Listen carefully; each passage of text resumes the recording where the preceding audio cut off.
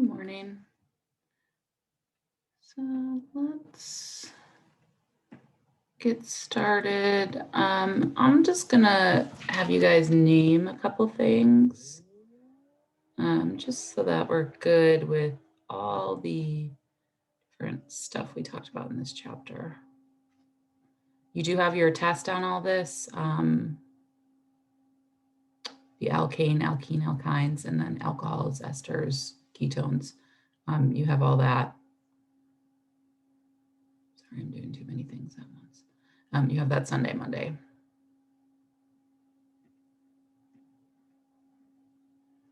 All right, so let's see.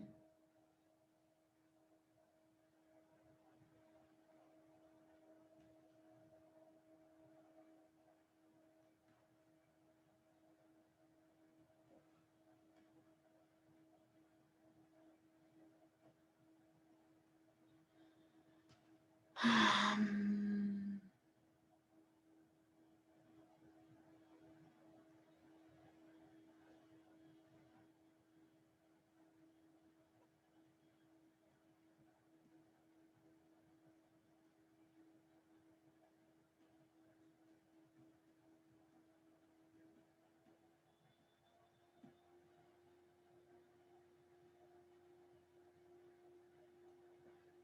hmm.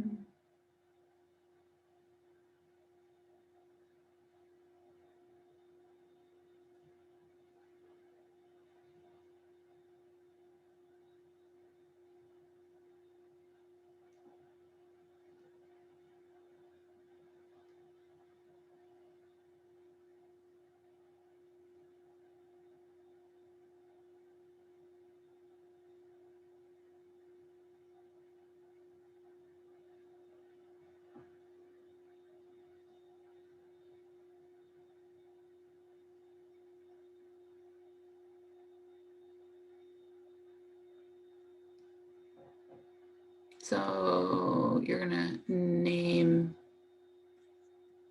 these things. Give you another one.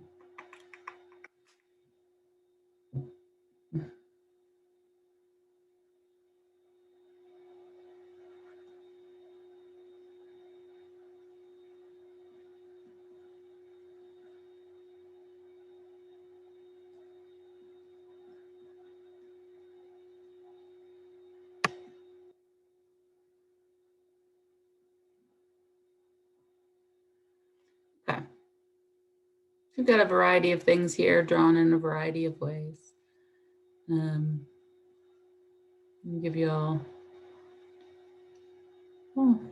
about 4 minutes to name those, 3 minutes to name all those.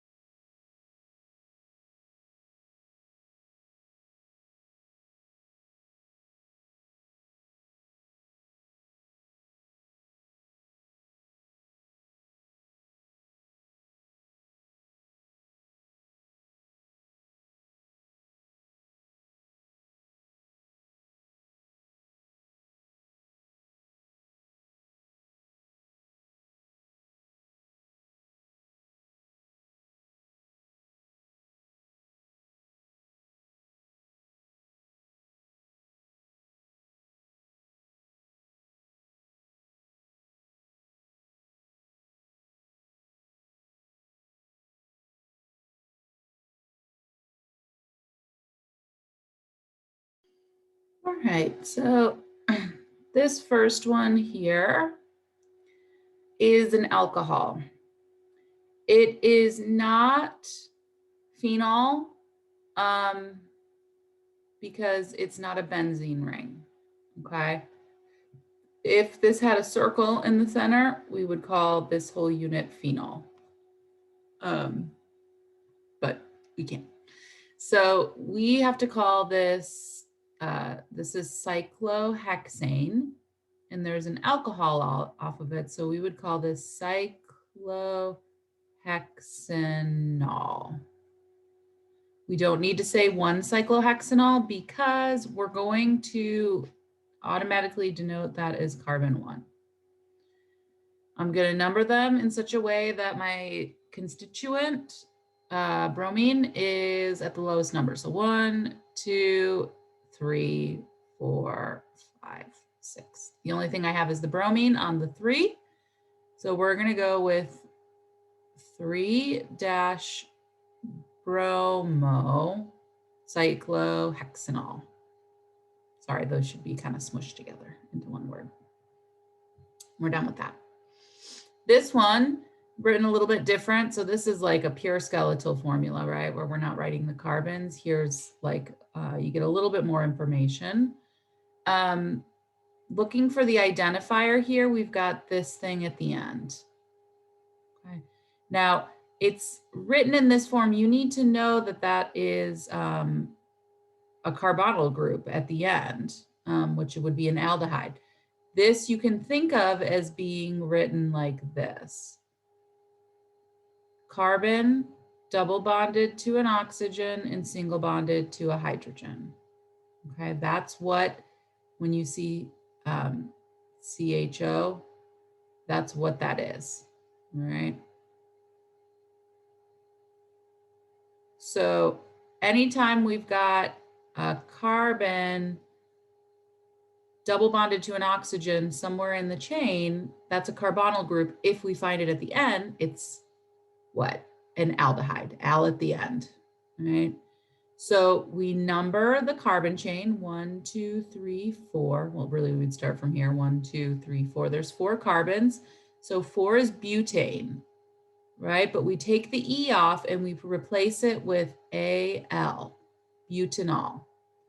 Now, when it's an aldehyde, the butanol, or I'm sorry, the carbonyl group is always at the end. So you don't have to say it's on carbon 1. We just can call this thing butanol.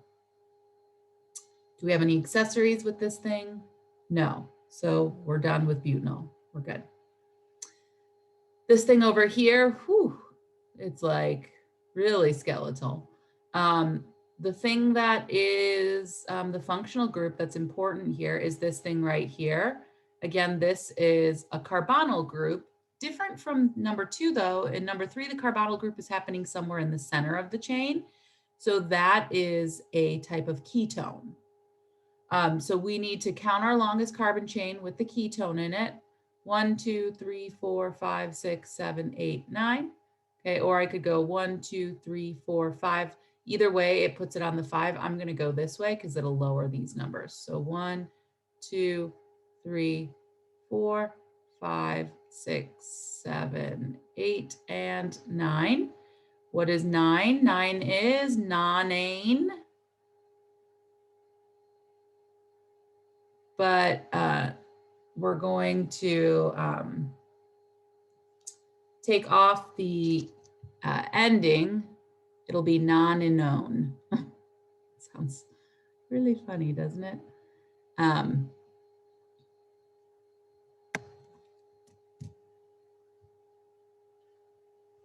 I'm second guessing myself here.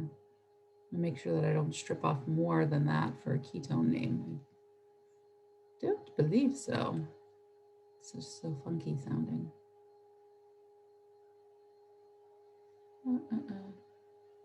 Nope. Butanone, yeah, non-enone. Okay, so with a ketone, if you have 5 or more carbons, you do have to say where it is. So we're going to go with 5-non-enone. That takes care of almost everything. What do we have though? We have these 2 methyl groups on the 3. So I need to specify that. So 3, 3 dash dimethyl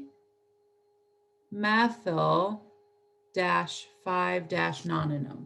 Again, remember commas between numbers, dashes between numbers and words. If you get 2 words next to each other, you can smush them together. Good with that one? Oh, okay. Last one here. So I've got a chain here and a chain here connected by an oxygen. So this is an ether ore.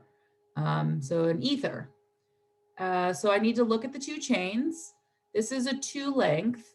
So that's F. And remember, we ill it. We add the YL. So we would call this an ethyl chain. And then this thing over here, 1, 2, 3, would be propyl. So we're kind of thinking these as like substituents. That's why they add the YL. I need to just list these in order. So alphabetical order, sorry. Ethyl, propyl, and then I just say ether. And we're done. Ethyl, propyl, ether. Your ethers aren't going to get more complicated than this, okay? I'm not going to give you like accessories off of these chains. So don't worry about anything like that. It will just be as simple as an oxygen bonded to 2 certain length R groups or chain groups. So that covers, that covers a good chunk of the very first part of this chapter. We've got a little bit left, which is talking about these things in chemical reactions.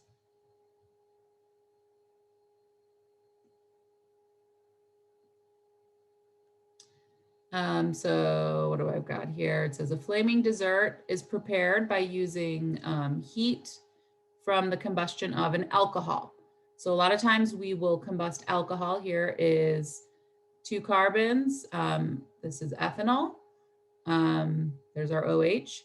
It combines with oxygen and we get, just like our other combustion reactions, we get CO2 and H2O and also energy. So we're going to look at some balanced equations for combustion reactions, dehydration, and oxidations of alcohols.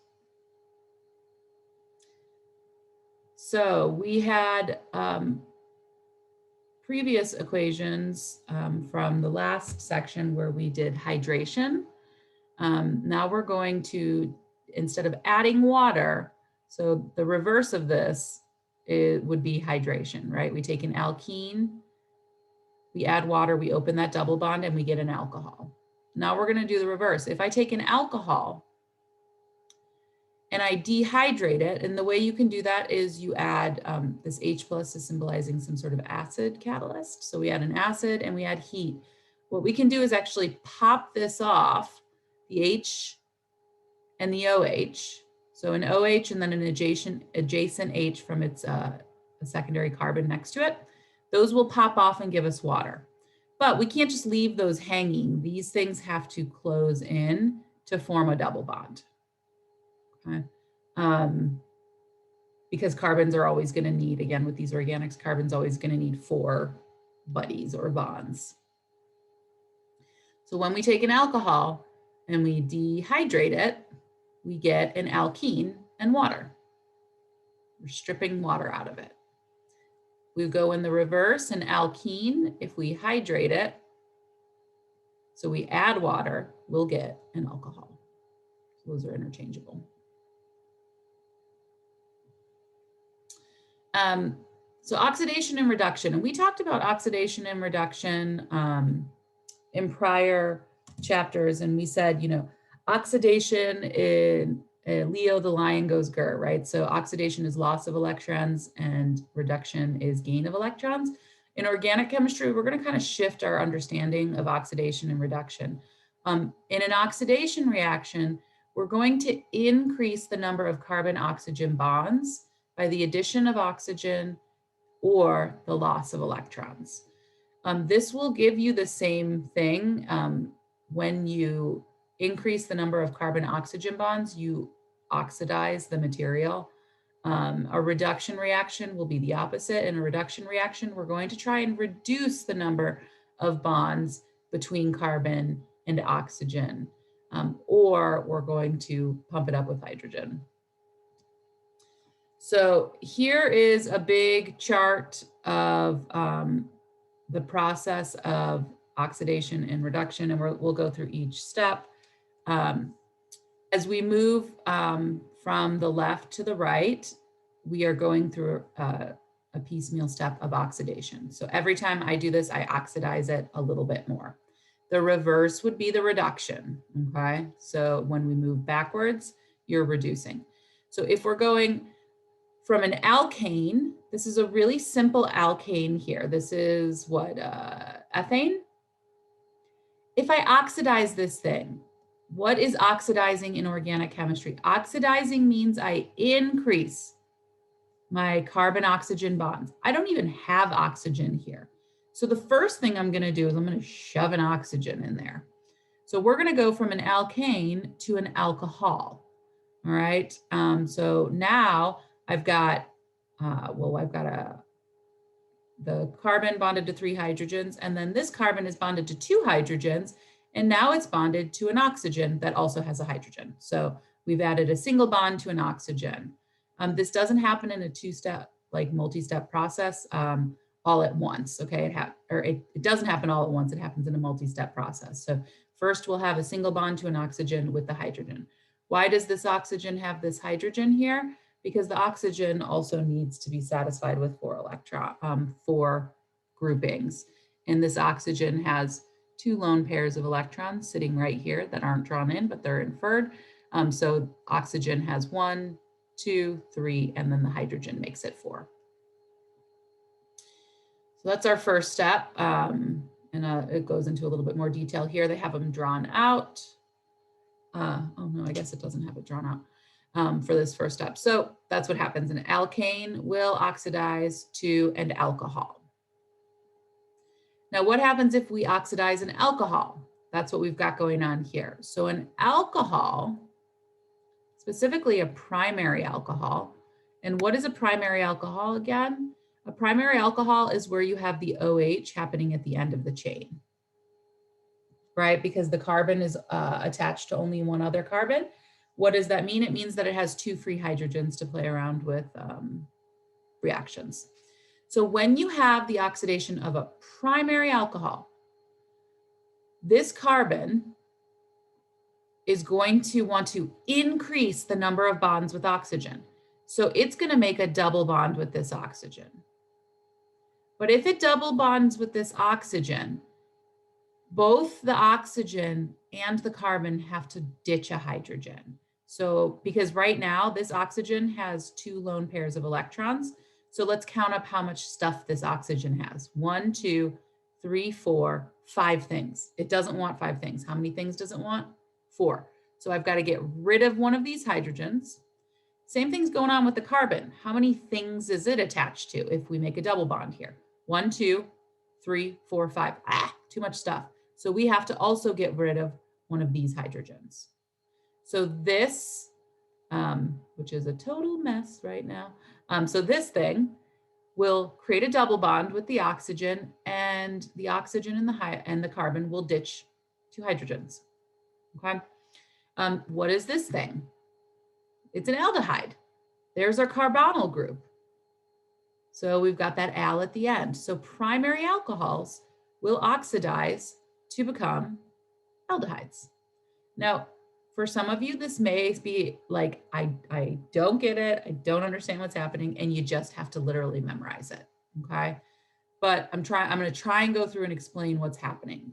So from here to here, we're increasing our bonds of oxygen. Now we've got 2 oxygen bonds. We had to ditch the hydrogens in order to compensate for that double bond.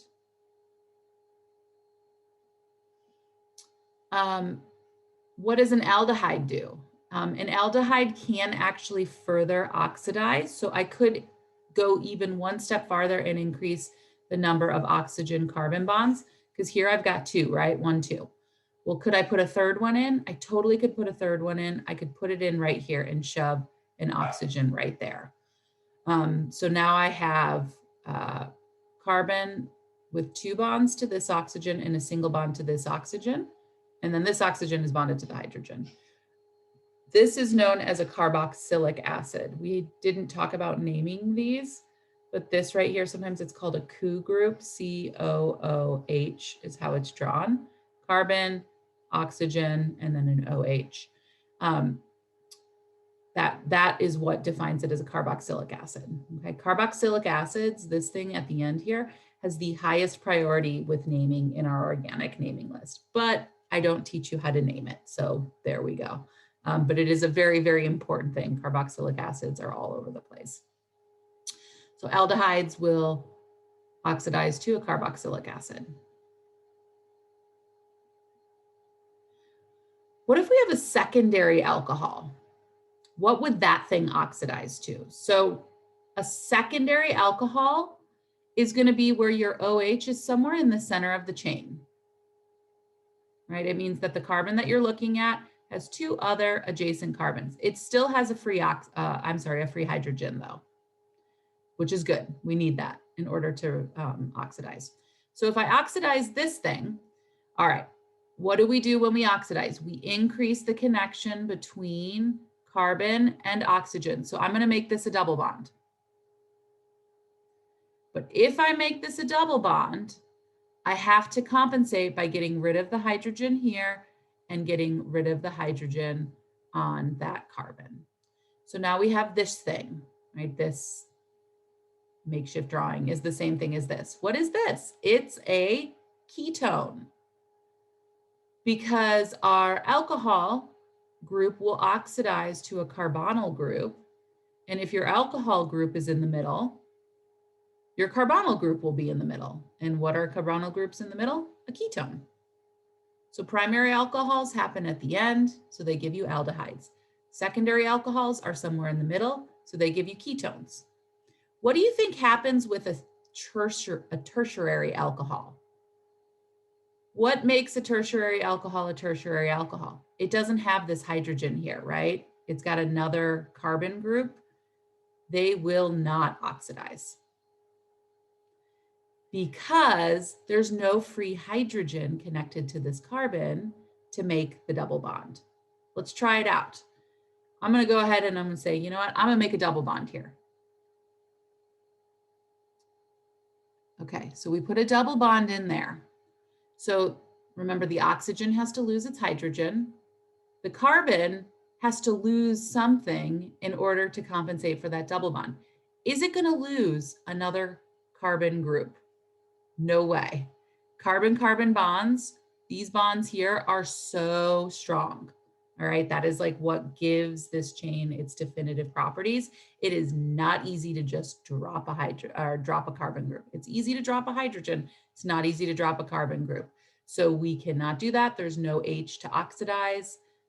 Not going to happen. So we don't oxidize our tertiaries.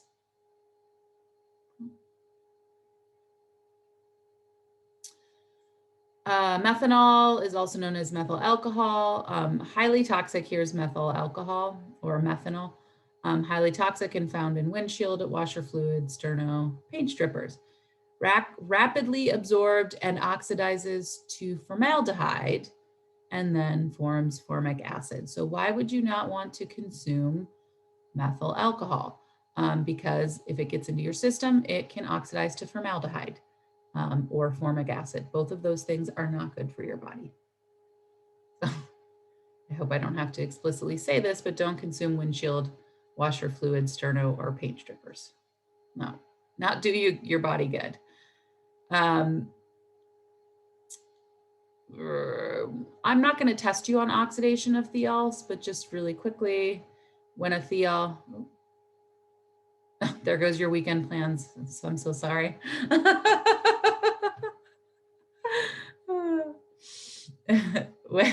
When you oxidize thiols, an H atom in each one is lost. So remember, a thiol is that SH group. So if I've got 2 different things with an SH on them and they undergo oxidation, the H's will go away and we'll make a bond between 2 adjacent sulfurs. And we call this a disulfide bond. And then it releases water. But this again, this is something that happens in protein chains. The disulfide bond, we will see, this thing right here, we will see when we get into biochem for our last chapter, but I don't expect you to know the process of oxidation for it. So, ethanol.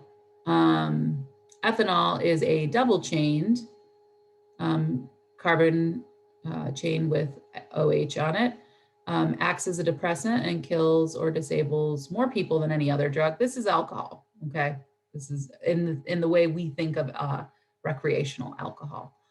Our body will take the ethanol and break it into ethanal, and then oxidizing it further, it breaks apart into CO2 and H2O. That is why they can give you what's known as like a breathalyzer test. It can measure ethanol and CO2 coming off.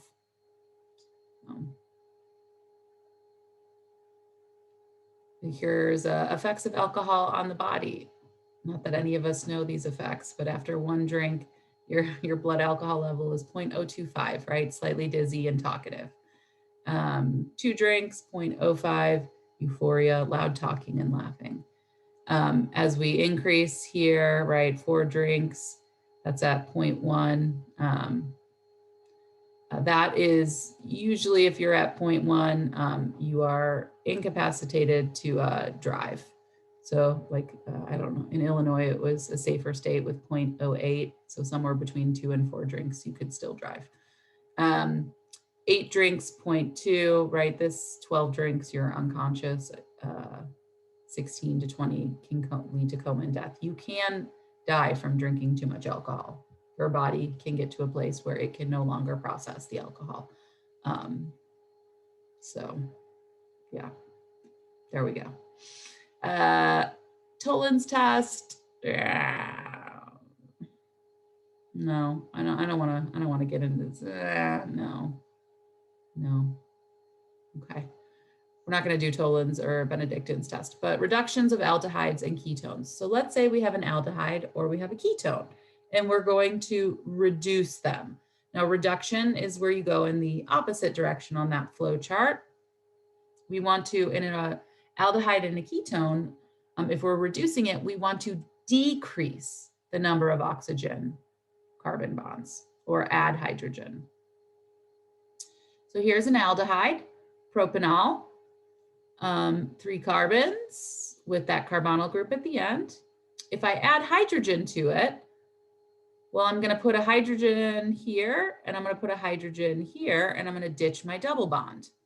All right, and we become a primary alcohol. It's the reverse of the oxidation of an alcohol, right? If we oxidize a primary alcohol, we get an aldehyde. If we reduce a aldehyde, we get a primary alcohol. So they work in reverse.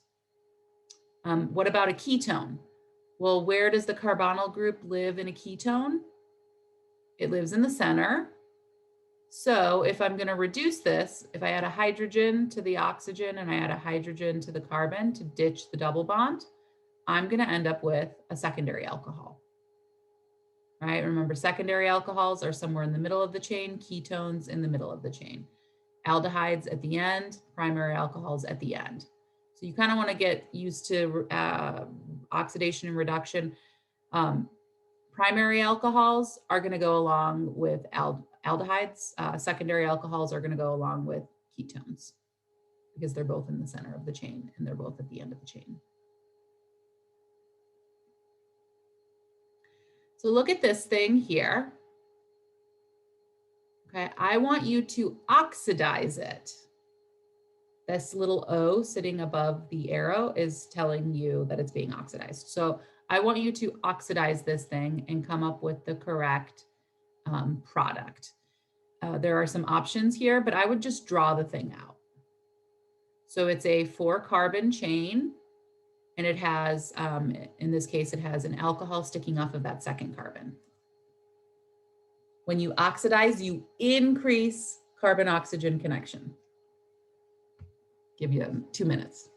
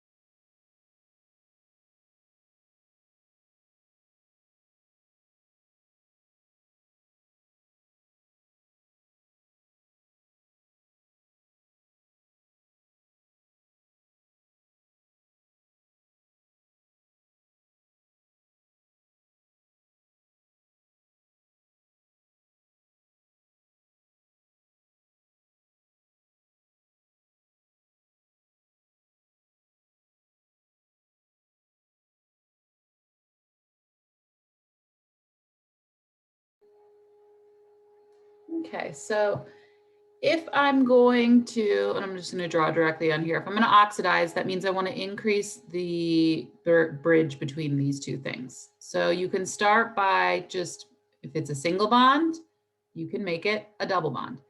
FYI, you're never going to have a triple bond between a carbon and oxygen. Okay, so that would never be how you increase their connection. Like if I had a double here, I couldn't actually oxidize it any further than that. There won't be a triple. There's not enough space. So if I make a double bond here though, I'm gonna have to strip away some other things because these are both packed with 5 connections. The hydrogens are the easiest thing to pull off. So let's get rid of this hydrogen and this hydrogen. Each person in that double bond needs to get rid of something.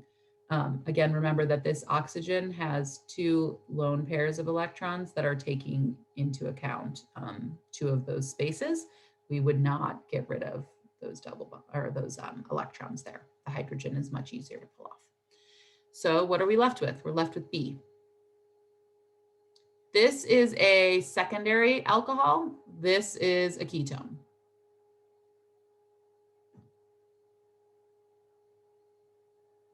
Where does the hydrogen go? So usually you would, if you were to write this whole thing, you would write this and then you would write plus H2 and it comes off like as a gas.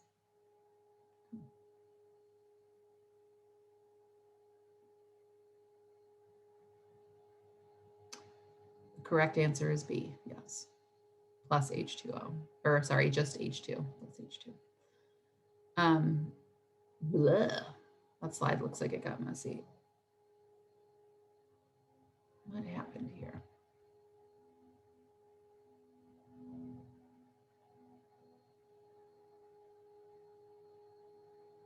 I don't even know what this is asking.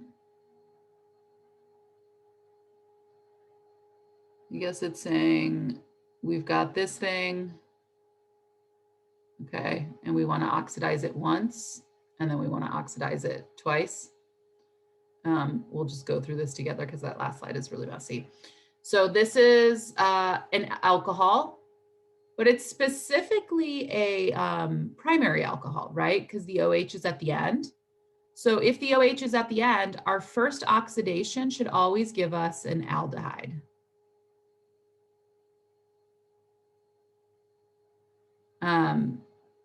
Is that what we have for our first oxidation? Yes. So we make the double bond and we get rid of a hydrogen from here and we get one of the hydrogens, get rid of one of the hydrogens there.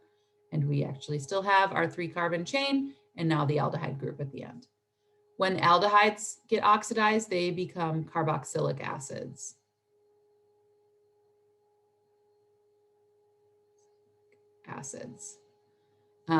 So we just move this hydrogen over here and we shove an oxygen in there.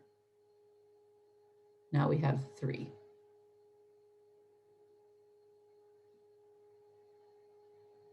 So alkanes become alcohols when they oxidize. Alcohols become, specifically primary alcohols, become aldehydes, and aldehydes can actually oxidize to carboxylic acids.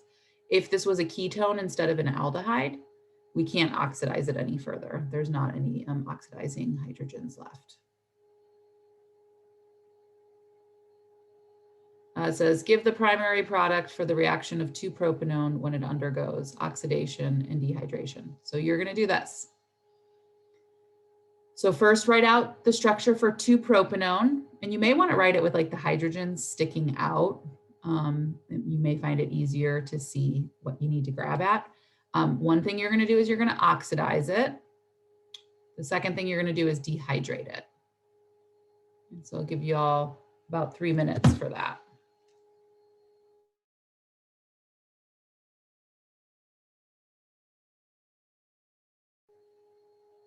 And just conceptually, oxidation is where we increase carbon oxygen bonding. Dehydration is where we get rid of water, H2O.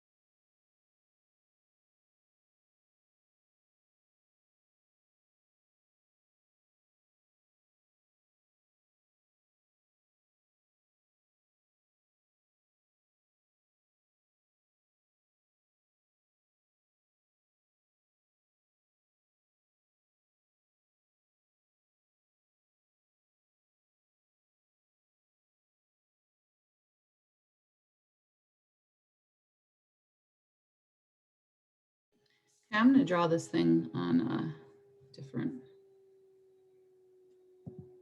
whiteboard.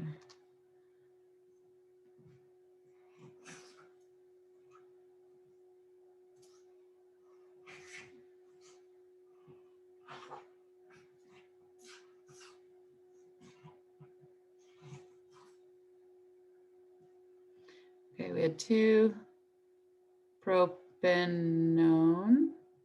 No, propanol. So carbon, carbon, carbon. The OH is in the middle. Then I'm just going to fill it with the hydrogens stretched out. Sometimes I think it's easier to see what you can grab or snatch at and what you can't. So if we want to oxidize this thing, that means we want to increase our carbon oxygen bonding. So I want to make this a double bond here. But if I make that a double bond, I've got to get rid of a hydrogen and get rid of a hydrogen.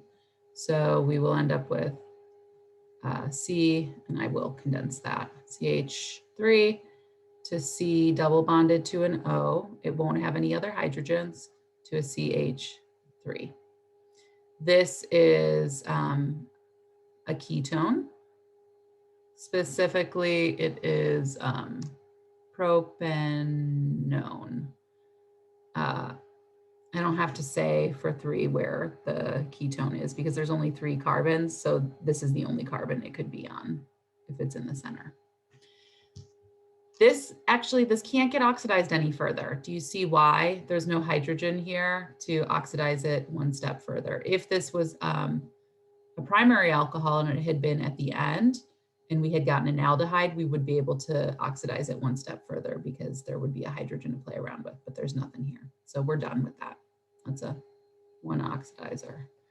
All right, the next thing. So we've got carbon, carbon, carbon, H. Put everything in the same spot.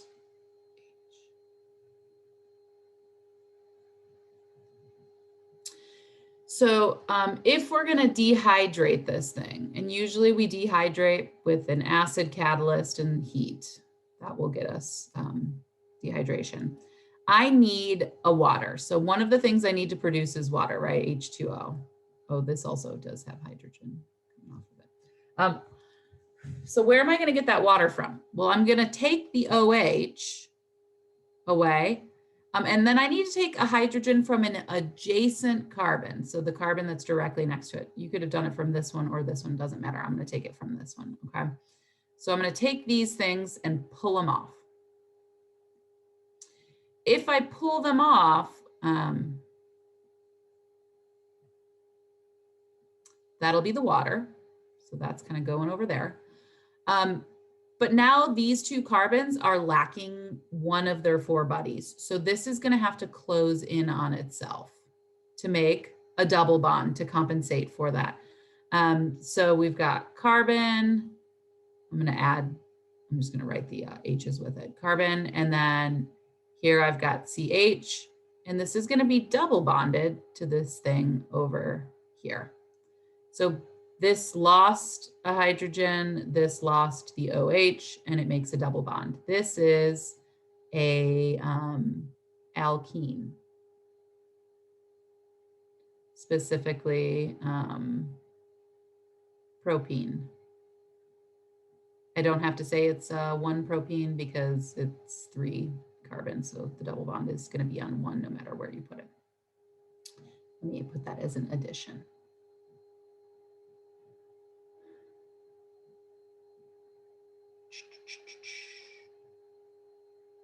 So in organics, when we're going through reactions, a lot of it is just like moving around the bonds to always be making sure that these things have 4 connections.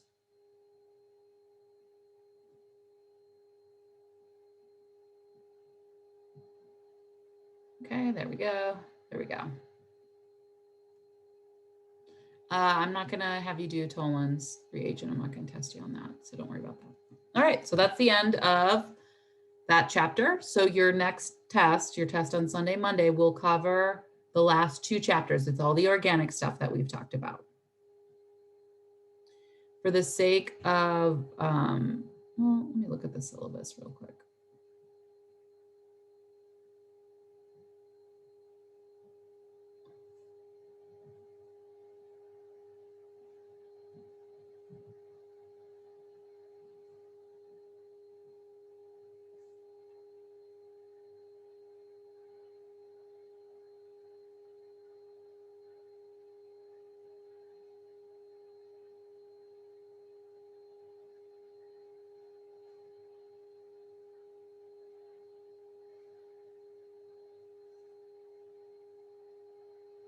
Okay, so we're like all the way down here.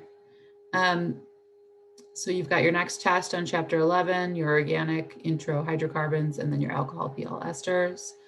And then, yeah, actually I booked enough space for carbohydrates and proteins. Okay, so we don't have to rush. So in previous semesters, I'd like really smush both of these things into the last week. So we got enough time.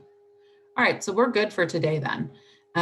So if you have any questions about what we've gone over, feel free to ask. If you have any general questions, you can just throw it out there. If you have personal questions, stay around. But yeah, if you're good, then you can go.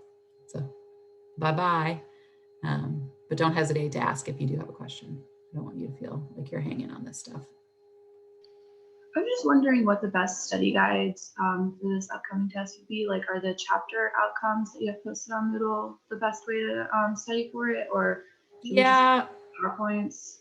Yeah, and I would say the PowerPoints in the notes, because you're gonna, if you go through, hopefully you took some notes on the things where I was like, don't worry about this, don't worry about this. I think the PowerPoints are really useful because if you go through each PowerPoint and you're like, yeah, I know how to do that. I know how to name that. I know how to do that. Then you should be good. The labs are also helpful too, because there's a decent amount of practice with the naming stuff. Okay. So,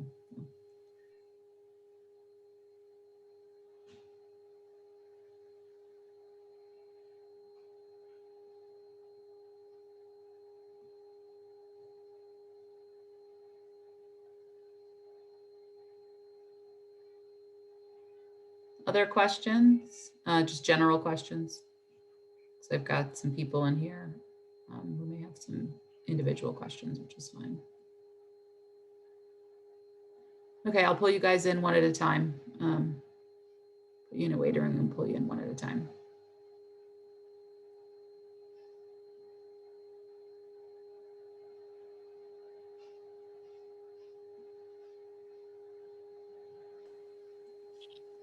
Hey, I just wanted to say that Foot is Shelby. I had to use a different computer today. Oh, okay. No worries. Yeah, just wanted to let you know that. No worries. Yeah. Any other questions about anything? Okay. Have a good weekend then. Don't forget to get your test in. Okay. Okay. Thank All you. right. Bye. Bye.